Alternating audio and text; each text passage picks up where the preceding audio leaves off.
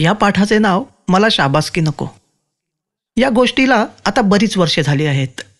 शाळेची घंटा झाली. गुरुजी वर्गात आले. आदल्या दिवशी गुरुजींनी मुलांना एक गणित सोडवायला दिले होते. वर्गात आल्याबरोबर गुरुजींनी मुलांच्या पाट्या बघायला सुरुवात केली. गुरुजींनी घातलेले गणित फार अवघड होते. त्यामुळे बहुतेक मुलांच्या पाट्या कोऱ्याच होत्या. 4-5 मुलांनीच ते सोडवण्याचा प्रयत्न केला होता, पण त्यांना ते सोडवता आले नव्हते. त्यांची उत्तरे चुकली होती. एका मुलाने मात्र ते अवघड गणित बरोबर सोडवले होते. त्या मुलाची पाटी पाहून गुरुजींना फार आनंद झाला. हातातली पाटी सर्व मुलांना दाखवत ते म्हणाले, "पहा, गोपाळने गणित बरोबर सोडवले आहे.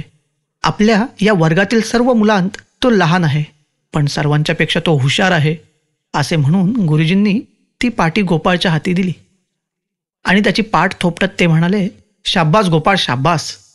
वर्गातली सगळी मुले त्या छोट्या गोपाळकडे कौतुकाने बघू लागली.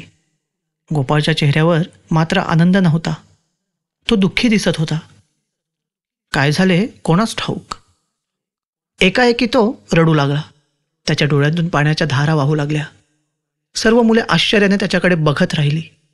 सगळा वर्ग एकदम चिडचिप झाला.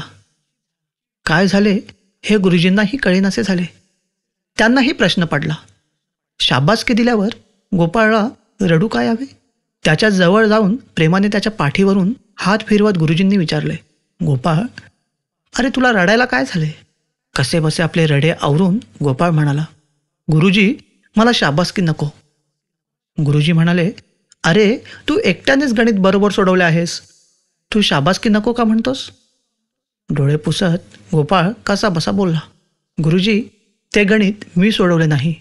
मला ते येत नव्हते. वरच्या वर्गातल्या एका मुलाकडून ते मी सोडवून घेतले आहे. मला शाबासकी नको." गोपाळचे हे उत्तर ऐकून गुरुजींनी त्याला जवळ घेतले. त्याच्या पाठीवरून हात फिरवत ते म्हणाले, "गोपाळ, मघाशी मला जेवढा आनंद झाला होता त्याहीपेक्षा अधिक आनंद आता मला झाला आहे. तू खरे बोललास. शाबासकी नको म्हणालास. असे कबूल करायला फार मोठे धैर्य लागते. मोठेपणी तू आपले व आपल्या या शाळेचे नाव काढशील." गुरुजींचे हे बोल पुढे खरे ठरले.